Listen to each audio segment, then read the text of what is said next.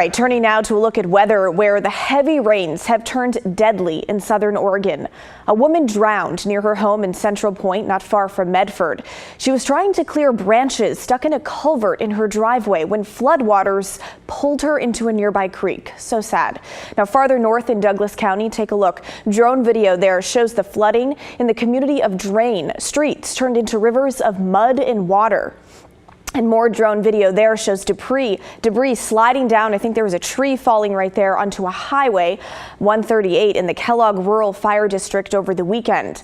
Fire officials there say to expect heavy equipment in that area as cleanup efforts continue. All right, let's bring in Chief Meteorologist Matt Zaffino for an update on what to expect tonight, both down south and here in the metro. Matt. Yeah, Blair, it's been a rough weekend, especially in the central and southern parts of western Oregon, as we just saw. Just amazing amounts of precipitation, which I'll show you. Portland right now, we still have a few showers out there. We had hail downtown.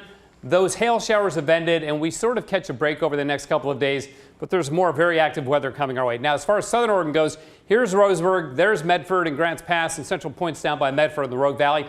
The only two flood warnings left in the state of Oregon are for the Coquille River, which dumps out into the ocean at Bandon, and then for the Rogue River from Agnes downstream to where it hits the ocean at Gold Beach. There was a flood warning on the Umpqua River near Roseburg. That has been allowed to expire as the waters are receding, as they are in all the rivers. It's going to take a little bit longer on these because they've had so much rain. Now, in northern Oregon, we had all that snow over the weekend in the Cascades. Guess what? There's more on the way. There's a winter weather advisory tonight until tomorrow afternoon for upwards of 8 inches of new snow.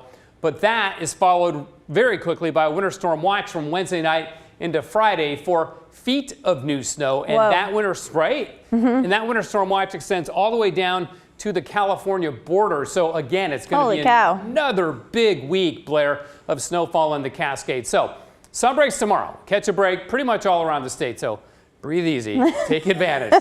Waters will recede. But more rain, more mountain snow Wednesday night and especially Thursday and Friday when that stronger storm comes in. Good news is, beyond that, it looks like some warm weather for spring break next week, and we might even see 70s here in the Portland area. Wow, I'm looking forward to that. Exactly, right? But we got to talk about the rain amounts down south because it's been impressive. Brookings on the southern Oregon coast, nearly 7 inches of rain. Roseburg had 5+ inches of rain. So did Agnes. There's a little place called Flynn Prairie in Curry County. That's that southwesternmost county of Oregon. Up in the Siskiyous, nearly 9 inches of rain there. And Grants Pass down by Medford and Central Point had nearly 5 inches of rain. And then finally, the snowfall. Up at Timberline, it's been about 27 inches new in the last 3 days. That's impressive, right? But wait till you see the totals farther south, like around Crater Lake. That's a live shot from Crater Lake. Mount Baxter in the last week, over 5 feet of snow. Willamette Pass ski area, 52 inches in the last 7 days. I was skiing there this weekend, Blair. There was about 3 feet of new snow just this weekend. Here's video for you from Mount Bachelor, which was enjoying. It's beautiful. It was gorgeous. It was. Oh my God, look at that powder. I got to tell you, I've been skiing in the Cascades a long time.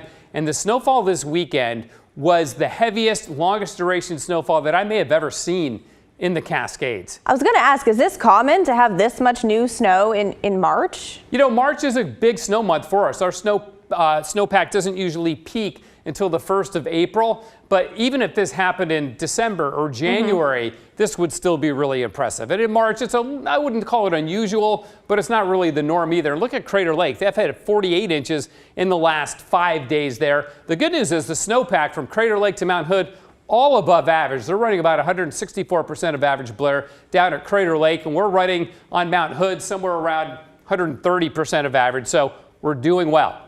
Okay, good skiing. So we can still ski even though spring is on its way. Oh, skiing will be happening well into April, if not May. In Timberline, of course, even longer. And then, of course, the other great thing about this, Blair, is the fact that it really helps our water supply as we go through spring and into summer. So that's really the good news there. Really great point. All right, Matt, thanks so much. You bet.